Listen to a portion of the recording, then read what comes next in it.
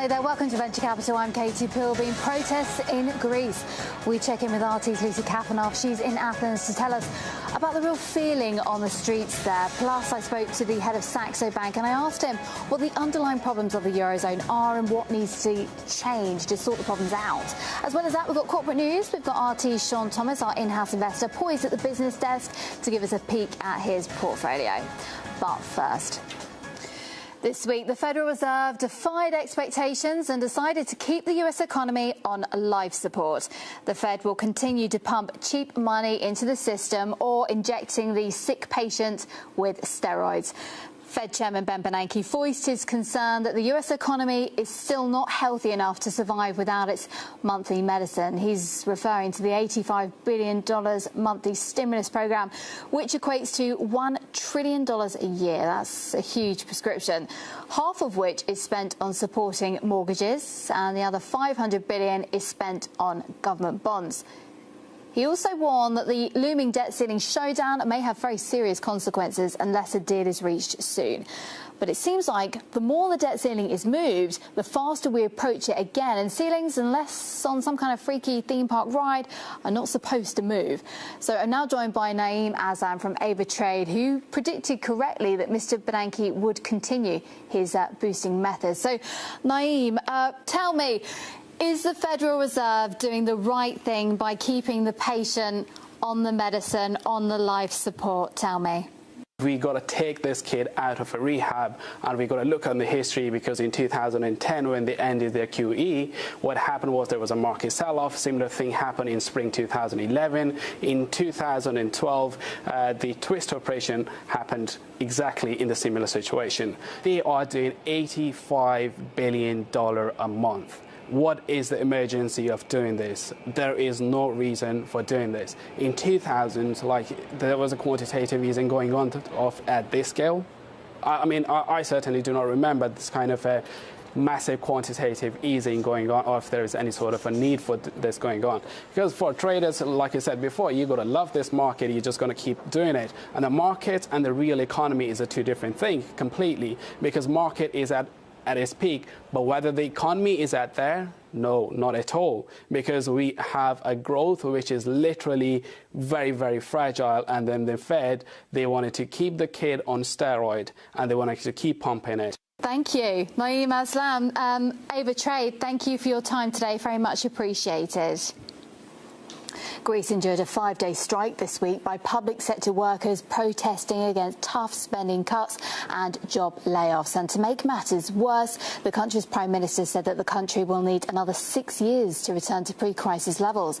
Greece has already received 2 EU IMF aid packages worth €240 billion since 2010 and is expected to receive a third rescue package of €10 billion. So we've got RT's Lucy Kafanov. She's in Athens this week for us to tell us all about it. Now, Lucy, good to see you just there. Can you tell me, what do the protesters actually want? Hi there, Katie. Well, the protesters say that they want to preserve both their lives and their livelihoods. 6 years of consecutive recession here in Greece has certainly taken its toll. The latest round of strikes has been in response to new austerity measures imposed by the government in order to rein in spending. It will affect up to 25,000 jobs here in Greece, with thousands potentially laid off or redeployed. What this means is that a lot of these civil sector workers might either be forcibly moved to other positions against their will, or will have to work on reduced salaries. Now, this is something that they say is completely intolerable for them, not just because it's a painful economic measure, but because the cost of living here has gone up. They've already been dealing with up to 40% reduced pensions and salaries, and they say that these new cuts are just too much for them to handle. And it's not just civil sector workers. Teachers remain actually off the job.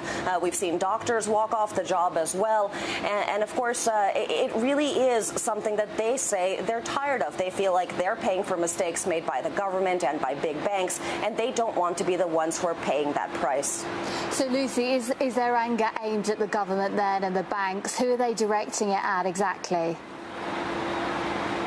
As well as the Eurozone, too. I mean, we've heard different varieties of opinions on the ground. Some people feel that it's the government mismanagement that's due to blame for their problems. They think that austerity measures isn't necessarily the only thing that the government could be doing. But at the same time, when you actually talk to people about what other options the government has, no one can really come up with a solution. All they know is that they're tired of being the ones who are basically seeing their quality of life go down, seeing their salaries go down. We have to keep in mind also that this is a country that has record unemployment nearing 30%. 2 out of 3 young people are out of work. People who do have jobs, like some of these civil sector workers, have found their pensions have gone down, their salaries are being cut. And while they're not exactly sure who specifically is to blame for this, they know that they are tired of it. But one thing actually that we noticed that was a little bit surprising is that the turnout wasn't as strong as it was in the years before. And what that signified, according to some of the people that we spoke to, is that a lot of Greeks, while frustrated with the situation, are really becoming resigned to it. There simply isn't that level of hope and optimism, that feeling that perhaps taking to the streets will somehow be heard. Because again, as you mentioned, 2 bailouts already, possibly another one in the works. They simply don't feel like either the government or the Eurozone or the European lenders are hearing their voices. Lucy Kafanoff there in Athens, giving us a real insight into the resentment being felt by the people on the streets in Greece. Now, earlier I caught up with the head of Saxo Bank, Lars Christensen, and I asked him what the underlying problems of the Eurozone are and what needs to be changed to solve them once and for all. The euro is a major drag on growth. It destroys economies. It has destroyed several economies already, or very close to, and it'll continue to do so. So the real issue they have to deal with is how do we slowly but surely change the euro from where it is now into something that either works or gets dismantled to some extent, right? To make it work, you have to make a full-scale economic foundation underneath it. In my view, that's not going to happen. I don't think it should happen. I think Europe is better off with competing economies, and irrespective of what I don't think the populations of Europe are ready to accept that full integration. So that leaves really only the other option, which is dismantle the euro. That doesn't necessarily mean explode it into 17 old currencies, but it does mean that you cannot have Greece and Portugal and Germany in the same currency union. It simply will not work. Whether that means 2 euros or 3 euros or 10 euros or Germany leaving the euro and leaving the rest to battle it out in a little bit more benign environment, I don't know. But something has to happen, because it cannot continue in its current format, and you will never see growth in Europe again until we dealt with that problem. Now, one of the answers to this problem is seen to be Europe having a banking union, and there are steps being made to put that into progress. Is this the answer, though, in your view? In my view, 10 countries in Europe are not in the EU, in the Eurozone right now.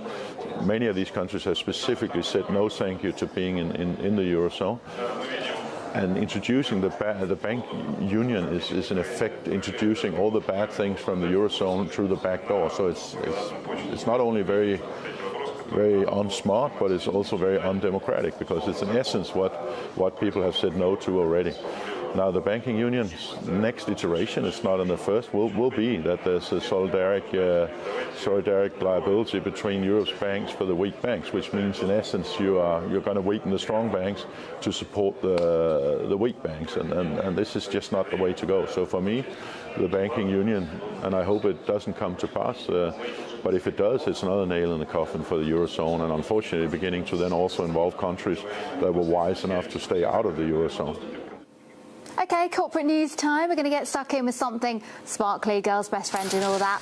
Russia's diamond miner Arosa and the world's top producer by output in carrots is reportedly planning a share sale this October. The government plans to sell 14% of the company's shares in Moscow in the privatisation deal, which has been in the works since the mid-2000s. The company sees its valuation between $9 and $15 billion. The biggest Russian instant payment chain, Kiwi, whose shares are already trading on the Nasdaq, is to hold a secondary public share offering. Stakes worth over $270 million will be sold by its founders and board members, as well as by Mel.ru Group. The Russian railways company RZD has reportedly applied to buy stakes in the Greek national railway company Trans OSE. The move plans as a part of Russia's initiative to support friendly Greece at this complicated economic stage, according to the Russian government speaker, that is. OK, we know that the Federal Reserve made their decision this week. We were talking about it earlier, and that meant that the global markets surged. So let's go over to Mr. Sean Thomas, our in-house investor, and see what he was up to and if you actually managed to benefit from the rally then, Sean. So what have you been up to? Well, actually, Katie, I did benefit. Yeah. And, you know, my friends down at the Federal Reserve, I must thank them for not tapering that stimulus.